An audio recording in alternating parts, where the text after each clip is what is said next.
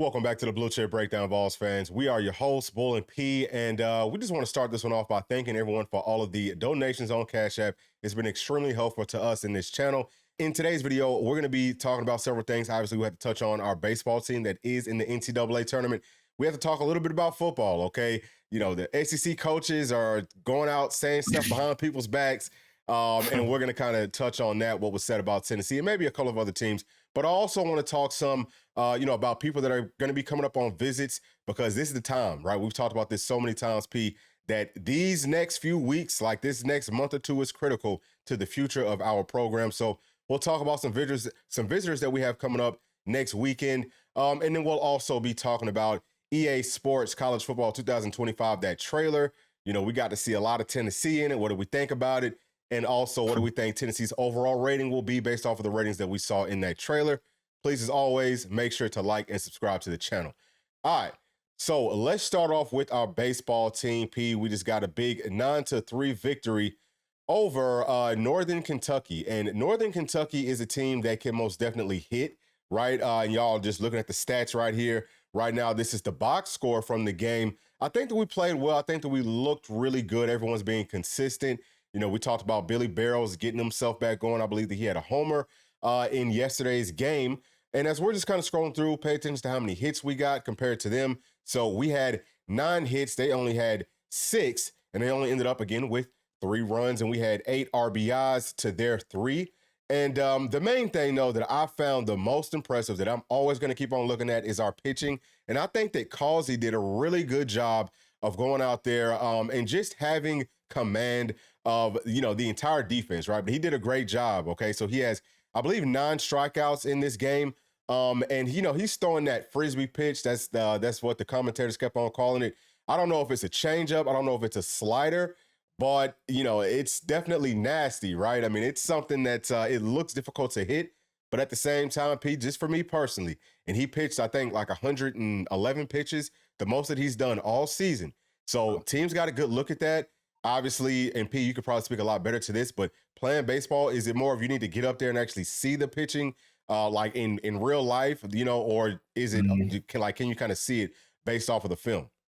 Yeah, no, I mean, you can't see nothing really from film. I mean, you kind of use that just to get an idea of, okay, he's going to throw this pitch here. But until you get actually in the batter's box, you know, first person point of view, and you're seeing it coming at you, I mean, it doesn't mean anything. You know what I mean? Like you've got to see how it actually feels coming out of his hand when you're in the batter's box. So, you know, he's kind of got that weird release a little bit. You know what I mean? He's a crafty pitcher, man. I like him a lot. He may be my favorite pitcher on the team. I mean, he's been effective, and we know to make a serious run at a World Series title, it's going to come down to pitching. You know, look at was that last year, the year before, we lost to Notre Dame. They brought in that freshman. They brought in that daggum freshman. We couldn't hit him. You know what I mean? Like, those are the types of teams. Those are types of pitching. That's the type of pitching you need to make a deep run. So pitching's looking great. Keep it going, see if we can sustain. It should be good later on this evening. Who do we got tonight? We got Indiana, right? Indiana, yep. So we have Indiana tonight at 6 o'clock, and we'll definitely be tuned in for that one, P. I think we actually are supposed to be having like a little family outing to the pool here in just a few, so I'll probably be seeing you here in just a minute, but we will be watching those games together. So my whole point whenever I'm asking you that is just because I'm looking at that pitch, and me as a batter, I'm thinking, okay, all you got to do really is just kind of sit back and wait on this. And I think that it's like a 15-mile-per-hour difference from that and his fastball, which is huge. And I think that he throws it well. But I'm a little bit concerned about once we face up against maybe a little bit better hitting teams as we go deeper into this thing, right? Will they be able to pick up on that? Okay, that is my only concern. That's my only question. And, you know, I think that Kirby looked pretty good, too, right there to kind of close that ball game out. But, I mean, we just have to – that's going to be my biggest question mark. The hitting is going to be there. We've got a lot of guys that can do that. But can we be consistent in pitching? I think that our defense has also picked it up, too. So we'll see what we do today. It should be a really good test for us. And, you know, there's several teams that went down yesterday. Like, I know Wake Forest went down. Vandy went down. Did Duke go down? I think Duke might have went down. I mean, you know, so there's – Honestly, I'm not sure if they went down or not. Yeah, but sure. So it was several teams that ended up going down yesterday, and so it's just good that we was able to come out and take care of business, and we'll see what we do later on tonight. Now, on to the next topic, P. Let's go ahead and talk about EA Sports College Football 2025, because in that trailer, you know, I think that we was both sitting there waiting on it to drop, right? And we're like, okay, let's see how we look. You know, just because we anticipated that we would get some more airtime, just because our fans are so vocal, and they gave us a whole lot of airtime, but it was a little bit like backhanded, right? Like they got Nico throwing picks and stuff like that. But P, what did you think about that trailer? Just showing gameplay. I mean, you see it on the head. They made Nico look awful out there. I mean, somebody said it best. Nico's got freaking ice in his veins. Okay, you're gonna expect me to believe that this guy's rattled to his core, rattled to his core, and can't make a simple read. But what I found most insulting is they talk about Nico, as this guy doesn't have the mental ability to, make calls in a hostile environment. Then the next clip, they show freaking Carson Beck and say, now this guy, he has what it takes. And he over here, he can make the reads against Bama and all that stuff. But, definitely like how they showed Nico. And, something else I kind of didn't like, from the two clips that we saw of our offense, I didn't see the wide splits. Mm-hmm. Now, I think I saw Oklahoma. I think maybe in Oklahoma, they had the wide splits. But for some reason, I didn't see our guys with the wide splits. So I don't know if that was maybe just that formation they're in or whatever, but hopefully they incorporate that into the game. But I think overall, man, the game looked good, man. I'm more excited about it than I was before. Mm-hmm. I think the gameplay looks great. The physics, just new animations. It seems like it's going to be more fun, man. It seems like it's wide open. It's a little bit faster pace. Looks like the secondary covers, they drop in coverage well. I think it's going to be like a more of a challenging game as far as passing the ball. I mean, guys are making breaks on balls and stuff like that. And I mean, it looked really good, man. I'm really excited about it. Just have a few little things. Nico wears his hair, stuff like that. Mm-hmm. But overall, man, I'm really excited about it. Yeah. So just in kind of like looking at, because you know what, Braylon was laughing at me because I'm sitting here literally like kind of like breaking down film as I'm looking at my eye. Yeah, me too. You know what I'm saying? I'm like, how we look on defense? Yeah. You know what I'm saying? So I noticed, I think was, I'll tell you what. Oh, you're probably about to say it. The daggone, they're right. Our left guard's getting blown up. You know what I mean? Yeah. So whoever they had in there, left guard's getting blown up. Yeah. So that was Andre Carrick was playing at left guard, and then our left tackle is somebody that's not even on our roster. It's number 60. So I guess at the point that they did that video, Lance Hurd hadn't been put into the game yet, but I mean, he plugs in right there at left tackle for you. So now you're talking about, hey, the offensive line should be straight. And then at the same time, and I keep on harping on this, but I had to keep on saying it because I don't want for people to get discouraged. If you look at this game early on, and Tennessee's not as good as you would want for them to be, it's really just because no one understands just how good this team is going to be. I think that people have a good idea of a few different places, but they don't know this team like we know this team. And having, I don't think that Andre Carrick is going to be our starter. I just don't. I think it's going to end up being Sham. And I think that you put Sham there and, by week 3 or 4, and he's got a much higher rating. Now all of a sudden the offensive line looks great. But I was just talking about us playing cover 0 in coverage versus Oklahoma. I thought that we looked good in coverage. So that's all good for me. All right. Hey, listen, I thought that we looked real good in coverage. So that was good. And then I see that Purcell, I think he's the one that got that sack or that quarterback hurry pressure on Oklahoma. But yeah, I mean, it is laughable. Like I said, it was kind of like a backhanded compliment, putting us in the game, but trying to make Georgia look better than us. And I cannot wait to see those guys whenever we get that opportunity. But I did want to touch on what the overall rankings will be, or, the grades for our entire team, because we did kind of talk about some individual players a couple of videos ago, P. So just for a point of reference, we have Michigan, right? Like just going through that trailer. They kind of slipped up. Now, I'm sure that they did this on purpose, but they're kind of showing some of the grades of these teams. Michigan is one that we saw, and these are all going to be unofficial because we don't know what's going to change from the time that the game actually comes out to what we saw. But Michigan was at a 93 overall. Their offense was at a 92. Their defense is at a 92. But P, what do you think about that one just off the top?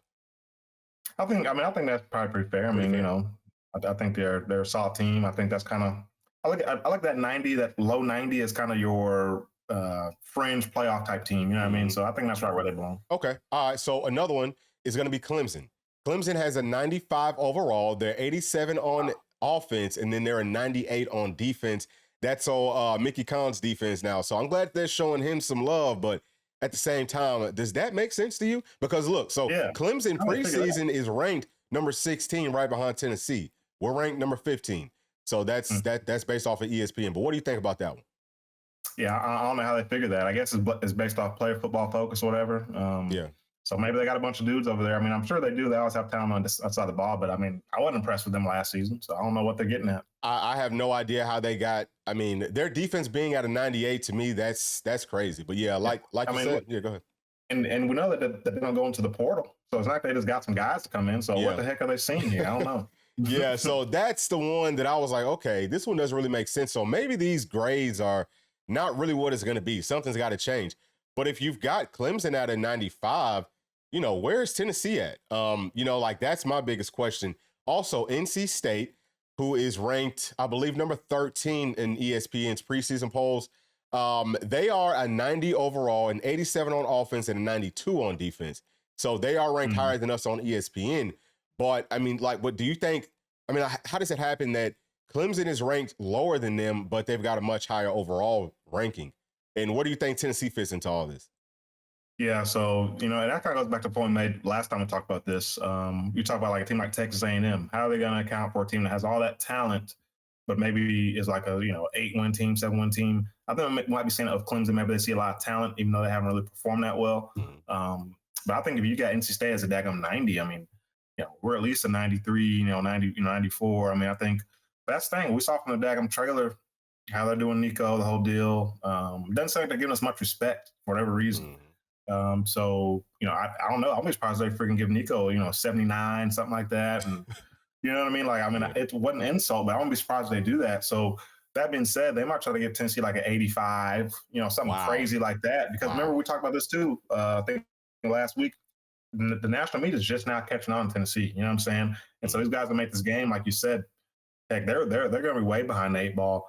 And so they probably have no idea how much better we're going to be than what they have in the game. But I mean, yeah, I think it's laughable. We should be ahead of both those teams in the ratings. Yeah. If I had to give Tennessee a solid grade, I would say that Tennessee will probably anywhere from like a 90 to a 93. But to your point, Pete, I mean, they might just try to put us. I mean, if they put us down to an 85, that's so low because look, so like Michigan State is ranked 85, right? So they're 85 overall and 85 on offense and a 78 on defense. And then somebody else that I want to talk about, right, is Iowa. Iowa's also in 85. They're 71 on offense. They're 94 on defense. That's a team that Nico and our offense last season, without all our pieces, we just went and took it to those guys. So, I mean, I would think that our offense should most definitely be in the, mid to upper 90s. They'll probably try to put our defense, like low 90s, maybe high 80s, maybe mid 80s. But we all know that our defense is going to be a serious problem. And then, oh, by the way, James Pierce might be the highest rated player. I would say at least the highest rated player on defense in this game. So that should give us a pretty big boost just early on. But I don't see, man, if they try to put us up under if they put us up under 90 and they've got some of these other teams, I mean, come on, dude, there's just no way, man. Especially NC State. NC State being a 90, I mean, we should be at least, at the very, very, very least, a 90. Yeah, exactly. And you know what? That's one that we're going to be breaking that one down pretty good here, P, coming up here pretty shortly. I want to talk about everything that they've got going on, all right, because I'm starting to get fired up for that game. But, yeah, I mean, it could end up being sort of a difficult game just because they do have a pretty interesting offense. Something else that you had pointed out, Pete, and I just want to point this out here really quick as well. I just want to highlight it that you talked about them not showing Tennessee's wide splits, which they didn't.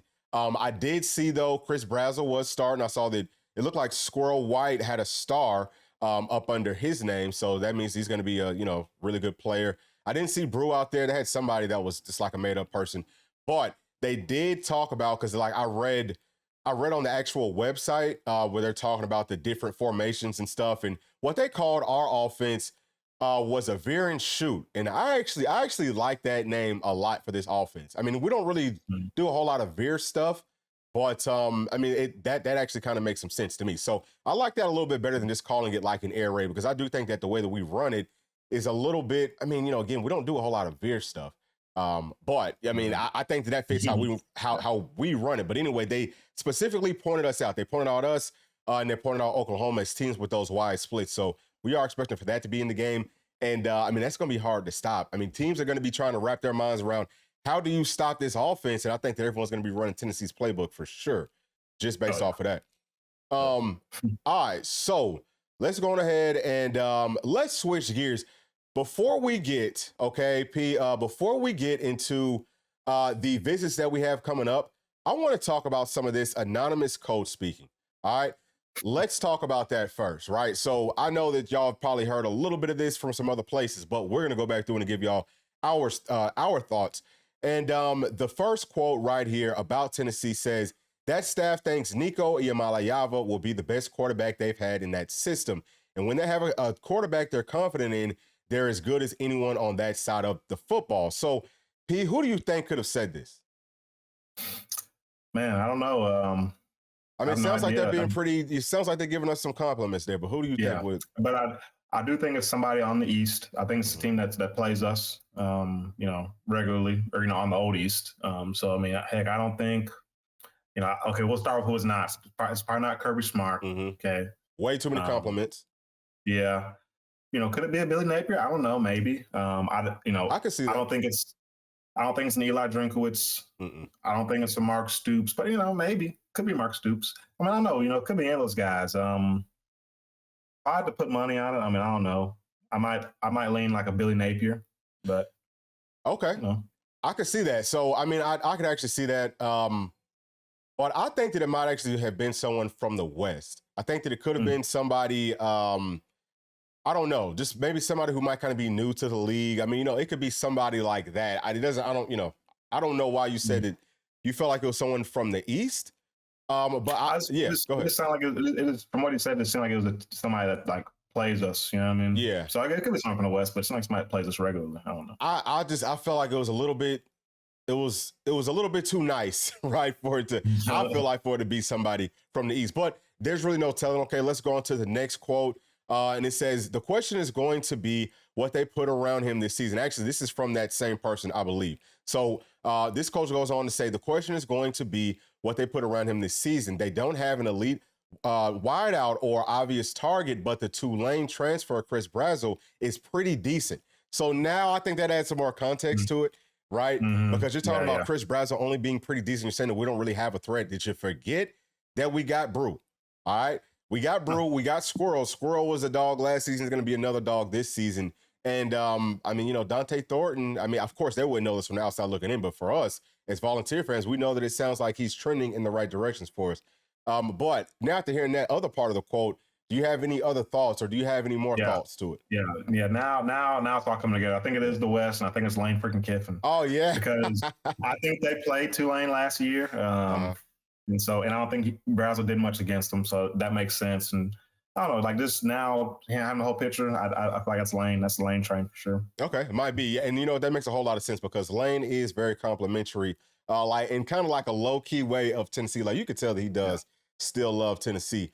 All right, so let's get on back. Now, I don't know if this is a completely different person or if it's the same person, but they're saying that defensively, they're not at the level of the national title caliber programs in the league, but they're better than when Josh Heupel took over. The floor is higher here, but they have question marks in the secondary. And then they go on to say, put them right outside of the playoff contenders for now, but the quarterback could be really special. So that could be the same person. It could be somebody different on, kind of like both of those two little stanzas right there. But P, what do you think about this? Man, that's definitely a freaking West Side guy who doesn't play us every year. I think the teams that play us every year, they know about that D-line. They know about the talent we have. So I don't think it's anybody that we play. But, I don't know. It could be anybody. It's impossible to guess who it is, but I will say, this guy doesn't know what he's talking about because our defense, people who know this team, they know this defense is going to be really, really special, especially the front seven, which is where games are won. The secondary, I think, may have some growing pains week 2, week 3, maybe getting into it. But once we kind of gel together with all those new pieces in the back end are more athletic and longer, we expect to be able to play press man, blitz everybody else. We don't have to blitz. We can only bring 4. It doesn't matter. But, we feel really, really good about defense. So, I would say kind of an ignorant take, in my opinion. Yeah. It's so funny, but just because you're hearing these guys talking. So at first I was thinking this could be Kirby Smart, but the reason I'm saying that it's not is because if it was Kirby, to your point, P, he would have known a lot more about our team. He would have understood things a lot better. And this has got to be somebody that's probably new to this league that just has not used their resources properly to be scouting, because we know whenever you're playing on this high of a level, you've got to have people that are watching YouTube channels like this one. Like anything that you can get extra, you've got to get that extra in, and you've got to know who you're playing up against on a week in and week out basis just to try to get that extra edge. So, I take all of that stuff with a grain of salt, but it was funny just to hear some of the, almost backhanded compliments that some of these programs are getting. I don't feel like any love is lost inside of the SEC. Man, Well, yeah, go ahead. I would love to learn more about that. Like, so, like, I mean, do you know anything about this whole anonymous thing? Like, is like what is this? You know what I mean? Are people asking them these questions, or are they just writing them down? Like, I don't know. We had more time. Yeah. So you know what? I had actually kind of like read something where they kind of broke that part of it down, but I forgot what they said. You know, so it didn't really stand out to me. But my biggest takeaway from it is, man, look, if you're gonna say something, you know what I'm saying? You know, Mr. Stand on Business, you know, if that could have been him, some quote, right? If you're gonna stand on business, dog, stand on what you're gonna say. You shouldn't be doing it, you know, like behind people's backs and stuff. I kind of have a problem with that, and I hope that Josh Heupel wasn't in any of these quotes, especially saying something negative. Now, if you're gonna say something positive, that's cool, but don't be on here trying to trash anybody, and you're doing it like with a mask on. You know, I don't like that by any means. He doesn't strike me as that type of guy at all. I mean, who was that? Hype? You know, Heupel. Whereas Drinkowitz does strike as that type of guy. You know 1,000%. 1,000%. That's exactly who he is. All right, so we're gonna go ahead and switch gears, man. Let's talk about these visits that we have coming up. Just because, man, we've got several guys that are going to be coming up this week, but really over the next few weeks, that's when everything starts to heat up a lot. So here, just to start this one off, coming up June the 7th, we have Josh Petty, 5-star offensive lineman. He's listed in some places as a tackle. I think that he could play there, but for me, he's more of an interior offensive lineman. And it's funny right here with On3, he's actually listed as an interior offensive lineman. And he does have a few more visits set up. But I think that Tennessee is in a really good spot with him. He's going to be going to, or he already went to Georgia Tech May the 28th. That's not up here. And he is coming to Auburn on June the 4th. So that's coming up here pretty shortly. But he's going to Florida State June the 21st after he visits our Volunteers. This is a guy, P, that a lot of folks are saying, hey, we think he's going to Florida State. But I feel good about it. And I'm going to tell you a couple of reasons why. Number one, he grew up as a Tennessee fan. You can tell he's a real Vol fan. Why? Because who did you not see on his list of visits? UGA. All right, he lives in Georgia. He's from Georgia, and UGA ain't up there. That lets you know. I mean, him going to Georgia Tech, that lets you know how much he hates the University of Georgia. That's part of the reason I think he wants to come and play at Tennessee so that he can beat Georgia all the time. But that's going to be a really big one, P. What do you think about Josh Petty, though? Man, that's a nice call putting those two together. Yeah, the fact that he, you know, has Georgia Tech and has Tennessee up there, but Georgia's nowhere to be found. I mean, that says a ton about the kid. And, you know, I've been feeling like he's been Tennessee lean since, I guess it was during the season, whenever him and David Sanders were coming up here and visiting a lot and talking and stuff. Like, this Sunday we had a lot of momentum then. And the fact that he grew up a Tennessee fan, you know, I think it's going to come down to us being able to present him with what he wants in terms of like how we're going to use him, where's he going to play. I don't know if he has a preference of, you know, guard or tackle.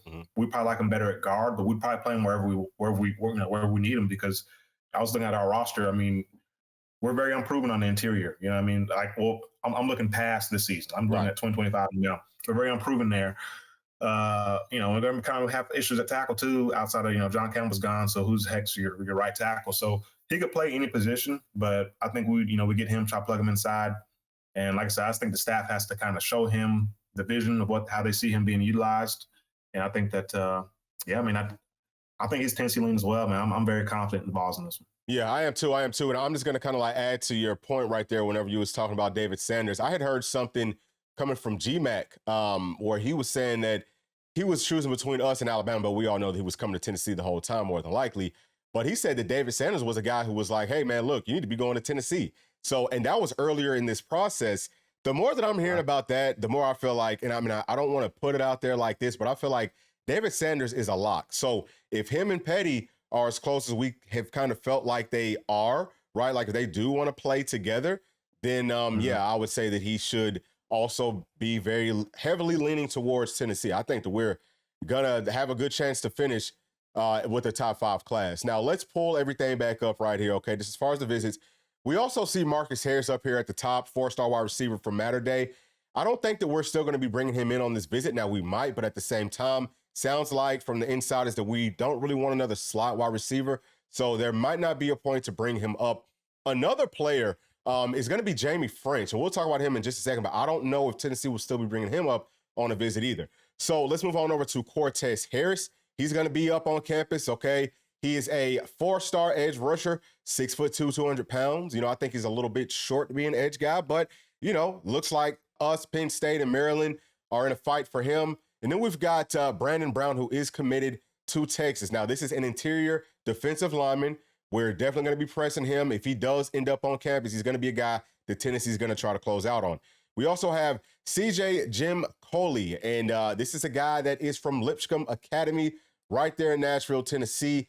And I think that Tennessee hopefully can find a way to kind of close out on him. Let me tell you about some of his other visits. That's a 6'3", 200-pound safety, P. I know that you're probably licking your chops over this guy. He's going to be visiting, or he already visited Stanford on May the 31st, LSU June the 14th, and then he's got Bama on June the 21st.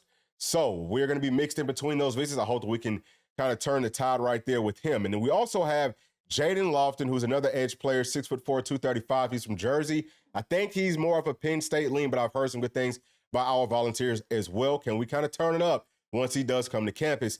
And then we've got Darius Afalafa. I hope that I'm saying his name right. I'm not sure where Tennessee's at with him, but he is an interior offensive lineman. I think that we might kind of be set there with some other guys that will be coming up later.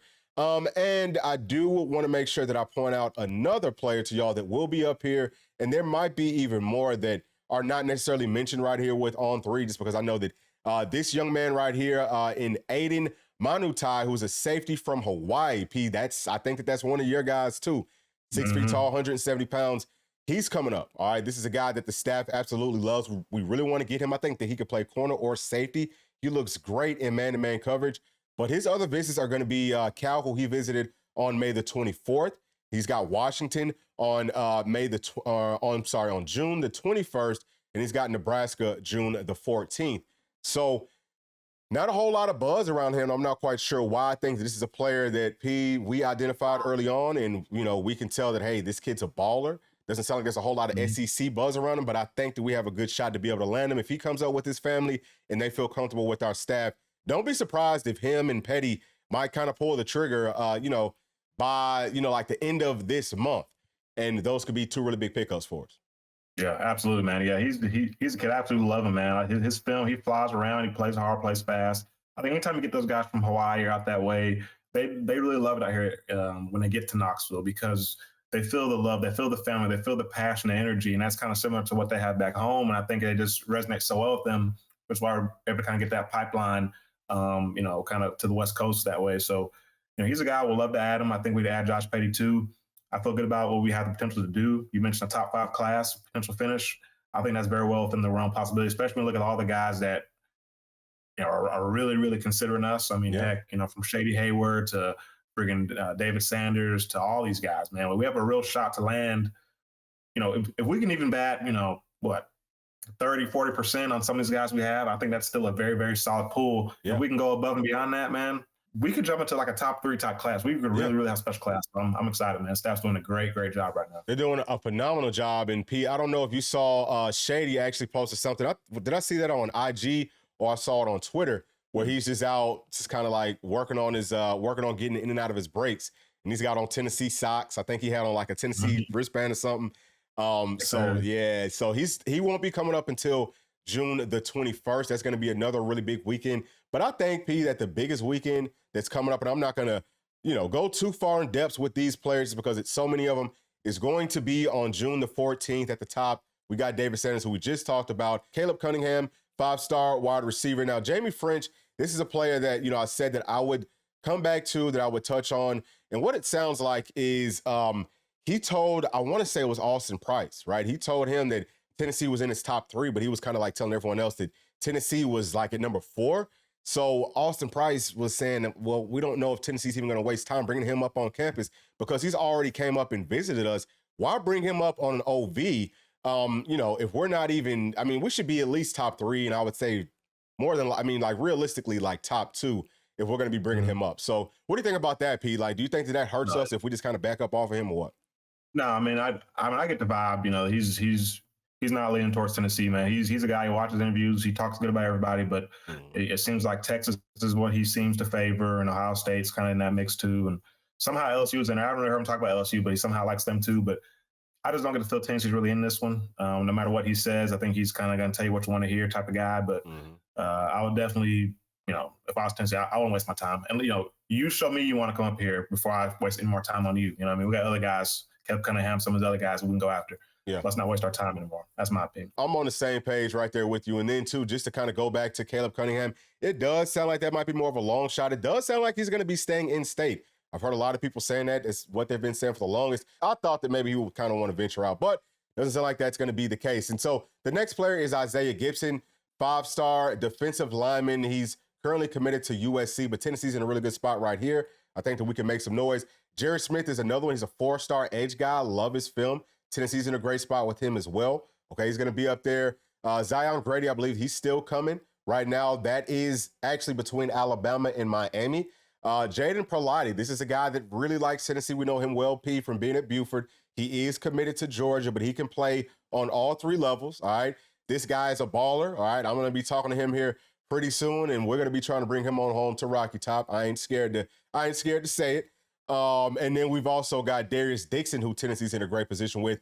Cornerback, 4-star from Mater Dei High School. This is going to be a big one for him just because he's coming so far away from home. Can he fall in love with Knoxville? And Jalen Matthews, sounds like we're in a great spot with him too. 4-star offensive tackle. I've got him at offensive tackle. He could play inside as well, but I think he pushed his commitment date back a little bit, but I would not be surprised if he ends up wearing orange at the end of the day. And then Timothy Merritt, he just talked to somebody here. I think it was Matt Ray here recently, and sounds like he really, really likes Tennessee. I think Tennessee is in a great spot with him, and I would not be surprised to see us land him. I also wouldn't be surprised to see him get a bump in his ratings, but he's a really long cornerback. He's a really good player. We saw a few good corners coming up for the OV that weekend. We'll see what happens. Let's get back to the list, and let's just finish it out with these last 2 players. Shakai Mills-Knight, who I think Tennessee is in a really good spot with, but at the same time, sounds like there's some other schools. I think Miami's really up there. Ole Miss sounds like they're making a strong push. So we will have to close this one out, but this is going to be important because he is from, I believe, from Canada or something like that, or his mom lives in Canada, right? So him coming up on this visit with his mom, I think this is the only visit that he is coming up with his mom on. That's going to be huge. If we can wow his mom, I think that we wow him. We might hopefully we can get him to shut this whole thing down. And then the last player is going to be Charles House. Listed as a 3-star defensive lineman. He's probably going to be a tackle. Right now, it's between us and UGA. Everyone loves where Tennessee's at with Charles House. I think that we're going to be able to close him out. But that probably, P's, are going to be our biggest OV weekend coming up here in the next couple of weeks. And it's going to make or break how we look moving forward. But anything that just kind of stood out to you from looking at that list or from any of those players? I mean, it's a lot of good athletes on there, man. You see us really mixing up. We're going after long range of DBs. We're going after interior and I guess exterior offensive linemen. Okay, long range guys on both sides of the ball. Trying to build some beef on the interior of that D line. So I mean, this staff's doing a phenomenal job, man. They do a great job of identifying talent, identifying some of these guys before other schools realize who they really are. And I mean, we just got to do what we do. Get them on campus, continue to be who we are, be genuine, be personable, and just be yourself. And I think these players, they fall in love with Tennessee, they fall in love with the coaches, they fall in love with the players, they fall in love with the program, and it's gonna be a big finish for us, man. I can't wait to see how this thing turns out. Absolutely. So that right there is actually gonna be it for this one, y'all. It's a much shorter one this week, but thank y'all so much for tuning in to the channel. As always, please make sure to like, subscribe, hit that notification bell, and the Cash Apps are open, so please do not be shy about sending in donations our way, and we'll probably see y'all at some point next week. Thanks. Peace.